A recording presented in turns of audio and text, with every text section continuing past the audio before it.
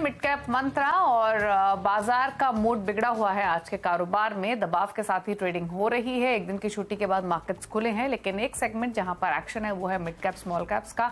हालांकि बहुत aggressive buying तो यहां भी नहीं है, लेकिन लोअर लेवल से रिकवरी होकर हरे निशान में mid cap small cap stocks trade कर रहे हैं। निफ्टी का हाल आपकी स्क्रीन पर 19,500 को तो होल्ड कर रहा है निफ्टी, लेकिन लगभग 100 को गिरावट के साथ फिलहाल कारोबार करते हुए कोई खास रिकवरी यहां पर है नहीं। बैंक निफ्टी में भी 200 अंकों से ज्यादा की कमजोरी है और सेंसेक्स 280 अंक नीचे कर रहा है ट्रेड। बैंक निफ्टी में इनफैक्ट अब 200 अंकों की कमजोरी देखने को मिल रही है, आधा % की गिरावट यहां भी है। मिड कैप स्मॉल कैप्स लेकर आए अगर आपके सामने, तो मिड कैप्स में हरे निशान में कारोबार होते हुए आपको दिखाई देगा। यहां पर रिकवरी लोअर लेवल से दिखाई दी है। फिलहाल 58 अंकों पर ट्रेड करते हुए मिड कैप्स इन ग्रीन्स। अब दिखाते हैं आपको एनएससी स्टैट्स और उसके बाद इंटरनेशनल क्यूज को समझते हुए बाजार की बड़ी बातें आपके सामने लेकर आएंगे। एनएससी स्टैट्स एक बार दिखाते हैं बढ़ने और गिरने वाले स्टॉक्स की संख्या आज के कारोबार में। हालांकि अगर आप सेक्टर स्पेसिफिक होकर देखेंगे तो ज्यादातर सेक्टर्स दबाव के साथ ही कर रहे हैं ट्रेड। ब्रेथ मार्केट के नेगेटिव 1537 स्टॉक जो गिरावट के साथ कर रहे हैं ट्रेड। 1425 स्टॉक हैं जो कि बढ़कर कारोबार कर रहे हैं आज के सेशन में। तो ये तो रहे एनएससी स्टैट्स। अब दिखाते हैं आपको इंटरनेशनल क्यूज और उसके बाद बाजार की बड़ी बातें आपके सामने लेकर आएंगे। शुरुआत कर लेते हैं यूरोपियन मार्केट्स के साथ, जहां पर शुरुआत कमजोरी के साथ हुई। आधा % तक नीचे ट्रेड कर रहे हैं यूरोपियन मार्केट्स। शुरुआती ट्रेड में सिर्फ एक फुटसी है जो कि थोड़ा कम कमजोर है, बाकी डैक्स और कैक में आधा % की गिरावट देखने को मिल रही है। एशियन मार्केट्स को देखेंगे तो यहाँ भी सिर्फ कॉस्पी एक है जो कि फ्लैट ट्रेड कर रहा है। हांगकांग के बाजार आप देखेंगे तो 3% लुढ़के हुए हैं, निकेई 1.5% नीचे है। तो एशियन मार्केट्स में भी पेन जो है वो क्लियरली विजिबल है। अमेरिका के फ्यूचर्स ऑल्दो इस समय फ्लैट हैं, वॉलेटाइल हैं, बिल्कुल फ्लैट ट्रेड कर रहा है। डाउ फ्यूचर 27 अंक नीचे, नैस्डैक का फ्यूचर भी 15 अंक नीचे कारोबार करते हुए। तो खास सपोर्टिंग क्यूज तो नहीं है इंटरनेशनल फ्रंट पे, थोड़े कमजोरी भरे ही हैं और शायद यही वजह है कि हम रिकवरी मार्केट्स में कोई खास देख नहीं रहे हैं। तो अब तक हुआ क्या है मार्केट में, बाजार की बड़ी बातें आपके लिए लेकर आते हैं। तो चलिए शुरुआत करते हैं। और बाजार में गिरावट है, निफ्टी 19,500 के नजदीक कारोबार कर रहा है। 100 अंकों की कमजोरी आज के कारोबार में देखने को मिल रही है। बैंक निफ्टी 200 अंक कमजोर है, लेकिन मिड कैप्स थोड़ा आउट परफॉर्मेंस दिखाते हुए हरे निशान में ट्रेड कर रहे हैं आज के कारोबार में। इसके अलावा अगर आप पॉकेट्स देखेंगे तो ज्यादा पॉकेट्स प्रेशर में ही है, लेकिन सबसे ज्यादा प्रेशर अगर कहीं देखने को मिला है तो है metals, energy, oil and gas, auto, ये वो पॉकेट्स है जो कि प्रेशर में है। पावर स्टॉक्स में भी दबाव आज के कारोबार में देखने को मिल रहा है। साथ ही आज के सेशन में एनर्जी, बैंक स्टॉक्स, यहाँ भी थोड़ा सा प्रेशर क्लियरली विजिबल है। बाइंग कहाँ है मिड कैप स्मॉल कैप्स में, तो सेलेक्ट पॉकेट्स हैं। आज के सेशन में आपको consumer durable, siemens, FMCG stocks यहाँ पर खरीदारी देखने को मिल रही है। तो ये तो रही मार्केट की बड़ी बात है। मिड कैप्स का हाल देखेंगे, लेकिन उससे पहले बात करते हैं आज के एक्सपर्ट से। मंत्री फिनमार्ट के अरुण कुमार मंत्री हमारे साथ मौजूद है। अरुण नमस्कार, बताइए पहले तो क्या व्यू रिमेनिंग सेशन के लिए ऐसे ही लैक लस्टर मूव रहेगा एंड तक, ट्रेड को बन रहा है इंडेक्स पर या छोड़ दें? देखिए, गुड आफ्टरनून दीपाली। देखिए, ओवरऑल टेक्निकली तो वीक ही लग रहा है। ओवरऑल मार्केट 19,600 के नीचे जब तक ट्रेड करेगा कोई बड़ी तेजी आने की अभी संभावना नहीं है। पर जो लास्ट रिजॉर्ट है मार्केट में 19,500, 19,480 जो कि आज का लो है। इसलिए अगर किसी ने लॉन्ग कर रखा है निफ्टी का या किसी को लॉन्ग करना है तो 19,480 का ही उसका डिफाइंड स्टॉप लॉस रहेगा। उसके नीचे अगर मार्केट जाएगा तो क्लियरली 19,350 तक मार्केट नीचे फिसल सकता है। तो टेक्निकली तो डेफिनेटली वीक है, पर एक ओवरसोल्ड जोन में है, इसीलिए फ्रेश शॉर्ट की राय नहीं है। अगर किसी के लॉन्ग फंसा है या किसी ने लॉन्ग आज भी करा है तो 19,480 का फाइनल स्टॉप लॉस लगाना चाहिए। और जहां तक स्टॉक्स की बात है, स्टॉक्स में अच्छा मोमेंटम है, मिड कैप स्मॉल कैप दोनों में भी अच्छा मोमेंटम नजर आ रहा है। तो मुझे लग रहा है आरबीआई पॉलिसी के पहले एक बाउंस मार्केट में आना चाहिए। अगर वो बाउंस आता है तो मैक्स 19,700 तक ऊपर में आ सकता है। स्टॉप लॉस क्लियरली डिफाइंड है 19,480 जो कि आज का लो है। ओके, अच्छा ट्रेड्स कौन से निकाले आपने? मिड कैप्स अगेन काफी मोमेंटम में है। तो एक आईटी स्टॉक है जो कि मिड कैप से है, बिरला सॉफ्ट। मुझे लग रहा है बी सॉफ्ट में अच्छा मोमेंटम नेक्स्ट 1 से 2 दिन में आना चाहिए। 498 के आसपास चल रहा है, तो 487 के स्टॉप लॉस से बाई करें और 525 का टारगेट रखें। अगेन दूसरा स्टॉक मुझे लग रहा है फेडरल बैंक में एक अच्छा ब्रेकआउट नजर आ रहा है, 150 के ऊपर सस्टेन भी कर रहा है। तो 147 के स्टॉप लॉस है, इसको बाई करने की सलाह रहेगी और 159 का ऊपर में टारगेट। ओके, चलिए ट्रेड्स आपको रेकमेंड किए गए हैं। फेडरल बैंक हरे निशान में ट्रेड कर ही रहा है। कुछ छोटे बैंक्स में हमने खरीदारी देखी भी है, मिड कैप बैंक्स में हमारी लिस्ट में भी है मिड कैप्स की। चलिए फटाफट से अब मिड कैप्स का हाल आपके सामने लेकर आते हैं और एक एक करके पॉकेट्स आपको दिखाते हैं जहां पर एक एक्शन तेजी मंदी का देखने को मिल रहा है। इंडेक्स आपकी स्क्रीन पर है ही। लगभग 1/4% के आसपास की बढ़त देखने को मिल रही है। लेकिन चलिए पॉकेट्स आपको दिखाते हैं। शुरुआत बैंक स्टॉक्स के साथ ही कर लेते हैं। फेडरल बैंक का भी अरुण कुमार मंत्री ने जिक्र किया, हमारी लिस्ट में भी शामिल है। 2.5% ऊपर, यूनियन बैंक 3% ऊपर, इंडियन बैंक में 2.5% का उछाल और जीवन स्मॉल फाइनेंस बैंक 5.5% की तेजी के साथ ट्रेड करते हुए आज कारोबार में। एफएमसीजी दिखाते हैं, गोदरेज इंडस्ट्रीज 3% ऊपर है, बजाज कंज्यूमर 3.5% ऊपर, ज्योति लैबोरेटरी 5.5% ऊपर, मैरिको में 3% का उछाल आज के कारोबार में देखने को मिल रहा है।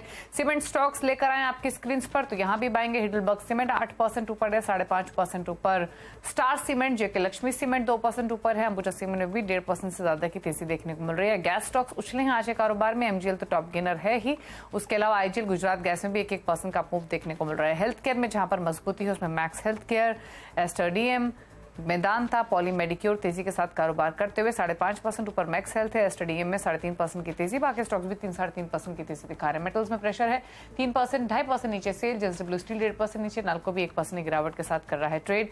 आईटी जहां पर प्रेशर है उसमें रामको सिस्टम 3.5% नीचे, केपीआईटी टेक 2.25% नीचे है, 2% नीचे न्यूजन सॉफ्टवेयर, हैप्पीस्ट माइंड 2.25% की गिरावट के साथ कारोबार करते हुए आज के सेशन में। तो ये रही सेलेक्ट पॉकेट्स जहां पर दबाव आज के कारोबार में देखने को मिल रहा है। लेकिन आगे बढ़ेंगे, कुछ खबरों की ओर रुख करते हैं और जल्द ही आपको सैटेलाइट ब्रॉडबैंड सेवा मिल सकेगी।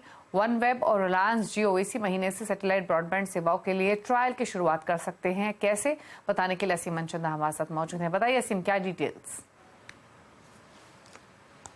दीपाली, देखिए जो कंपनियां हैं वो सैटेलाइट ब्रॉडबैंड सर्विसेज देना चाहती हैं, लेकिन उसमें एक सबसे बड़ी अड़चन ये है कि कंपनियों को अभी तक सैटेलाइट स्पेक्ट्रम नहीं मिला है। अभी इस पर ट्राई की सिफारिशें आना बाकी हैं, उसके बाद तय होगा कि इसकी नीलामी की जाएगी, कब की जाएगी, तो उस प्रक्रिया में टाइम लगेगा। लेकिन कंपनियां चाहती है कि हम इसकी तैयारी पहले से कर ले।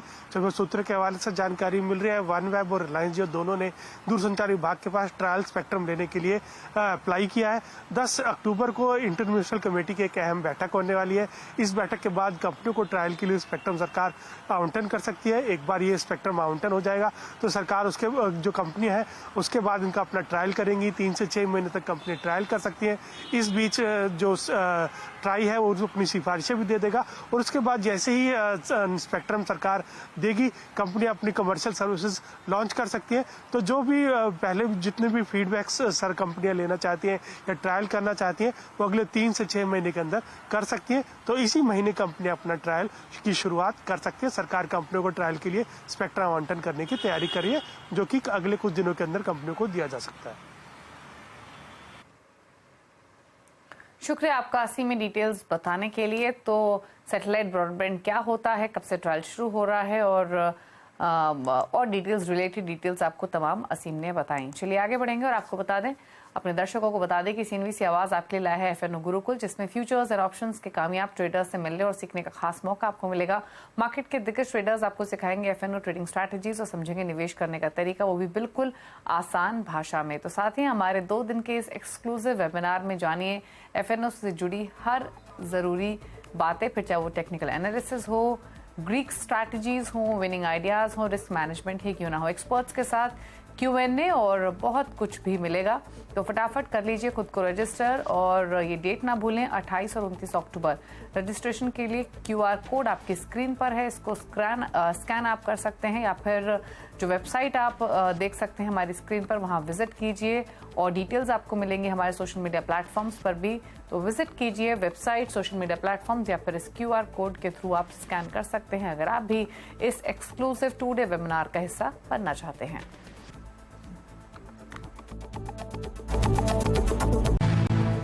आप देख रहे हैं मिड कैप मंत्रा और अब बात करेंगे गोल्ड सिल्वर की, क्योंकि M6 पर सोने का भाव 7 महीनों के लोअर लेवल्स पर पहुंच गया है। कीमतें एक दिन में 3300 रुपए तक गिर गई हैं। क्यों आई है चांदी में गिरावट, बताने के लिए मेरी सहयोगी मनीषा गुप्ता हमारे साथ मौजूद है। मनीषा जी, बताइए क्या क्या रीजंस रहे इस गिरावट के पीछे, कंसिस्टेंटली जो प्रेशर हम देख रहे हैं? वेल एब्सोल्युटली, अगर आज की बात करें तो सभी बाजारों में गिरावट है, लेकिन चांदी में जो गिरावट है वो बहुत ज्यादा है। आप देख सकते हैं स्क्रीन पे कि 4.5% चांदी आज यहां पर गिरी है। अगर एक हफ्ते की हम यहां पर बात करें तो चांदी में भारतीय बाजारों में 8,000 रुपए प्रति किलो की गिरावट देखने को मिली है। पिछले 1 महीने में ये गिरावट ऑलमोस्ट 10,000 रुपए प्रति किलो की भी रही है। तो अच्छी खासी गिरावट के साथ फिलहाल यहां पर कारोबार है। आज की कीमतों में ही अच्छी खासी यहां पर मुनाफा वसूली है। इस साल की अगर बात करें तो हाईज अंतर्राष्ट्रीय बाजारों में हमें $26 प्रति आउंस तक भी देखने को मिले थे और आज बाजारों में $21 पर आउंस के नीचे के स्तर यहां पर बनते हुए नजर आए हैं। डॉलर इंडेक्स में जो तेजी है जो कि 11 महीने के हाईज पर चल रहा है। बॉन्ड यील्ड्स की अगर बात करें तो वहां पर 16 साल के हाईज हैं। इन सब का प्रेशर हमने यहां पर बनता हुआ देखा ही है। और चांदी में दो तरफा मार पड़ती है क्योंकि सोने में जोरदार गिरावट है, साथ ही साथ बेस मेटल्स आज 2.5 से 3% नीचे हैं। तो दोनों का इंपैक्ट हमने चांदी पे आता हुआ देखा है, जो कि पार्ट प्रेशियस मेटल और पार्ट इंडस्ट्रियल मेटल है। तो चांदी अंतरराष्ट्रीय बाजारों में तो 1.5 साल के लोज पर फिलहाल यहां पर कारोबार कर रही है। बाजार को लगता है कि जिस तरह से माइंस में गिरावट है, ये चौथा ऐसा साल होगा जब अंतरराष्ट्रीय बाजारों में माइंस के हिसाब से यहां पर डेफिसिट है। लेकिन क्योंकि सामने मांग नहीं है, ना चीन की तरफ से, ना यूएस की तरफ से, ना यूरोप की तरफ से, तो उसका असर हमने यहां पर आता हुआ देखा है। द ओनली पॉजिटिव चांदी में वो ये है कि हम त्योहारों के बीच में खड़े हैं, तो रिटेल खरीदारी यहां पर बाजार एक्सपेक्ट कर रहा है कि आते हुए नजर आएगी और बाजार को लगता है कि चांदी $20 नीचे में नहीं तोड़ेगी और ऊपर में अगली दिवाली तक आप इसको यहां पर फिर से $30-32 प्रति आउंस तक आता हुआ देखेंगे। यानी कि वॉल्टिलिटी यहां पर काफी होने वाली है, लेकिन एज ऑफ नाउ जिस तरह का दबाव है, चांदी उससे भी जूझ रही है। शुक्रिया मनीषा जी ये डिटेल्स समझाने के लिए। तो क्यों चांदी की चमक फीकी पड़ती हुई दिखी है, आज की गिरावट के पीछे क्या कारण है, यही सब बातें। और इनफैक्ट एक्सपर्ट्स मान के चल रहे हैं कि यहाँ से भी थोड़ा प्रेशर और प्राइसेस में देखने को मिल सकता है। तो चलिए ये तो बात हुई सिल्वर की, लेकिन आगे बढ़ेंगे। खिलाड़ी नंबर 1 का अपडेट लेकर आते हैं। नया हफ्ता है, 3 खिलाड़ियों के बीच में मुकाबला चल रहा है इस हफ्ते। कोटक सिक्योरिटीज के अमर उठाव, निर्मल बंक के नीरव छेदा, कैटलिस्ट वर्थ के प्रशांत सावंत के बीच मुकाबला है। लेकर आते हैं अपडेट। ग्लेनमार्क फार्मा बाय करने की सलाह है प्रशांत सावंत की ओर से। 930 के टारगेट्स के साथ ये खरीदने की सलाह दे रहे हैं। ये एक नया ट्रेड ऐड कर रहे हैं अपने पोर्टफोलियो में। इन्होंने लेमन ट्री से एग्जिट किया है। 118 के लेवल्स पर खरीदारी की इनकी कॉल थी 135 के लक्ष्य के लिए। मुनाफे के मीटर में दिखाते हैं अब रिटर्न की स्थिति। और फिलहाल नीरव का पोर्टफोलियो 3% के पॉजिटिव रिटर्न्स लेंड कर रहा है। अमोल का पोर्टफोलियो आधे % के रिटर्न्स, प्रशांत सावंत का पोर्टफोलियो नेगेटिव क्लोजर टू 1% के नेगेटिव रिटर्न्स लेंड करते हुए। ये रहा अपडेट मुनाफे के मीटर में। इसी के साथ एक ब्रेक के उस पर आप देखिए न्यूयॉर्क कंपनी में आज बातचीत करेंगे जेएसडब्ल्यू इंफ्रा के जॉइंट एमडी और सीईओ अरुण महेश्वरी से, और आरईसी के डायरेक्टर फाइनेंस अजय चौधरी से भी करेंगे चर्चा। एक ब्रेक के बाद नमस्कार।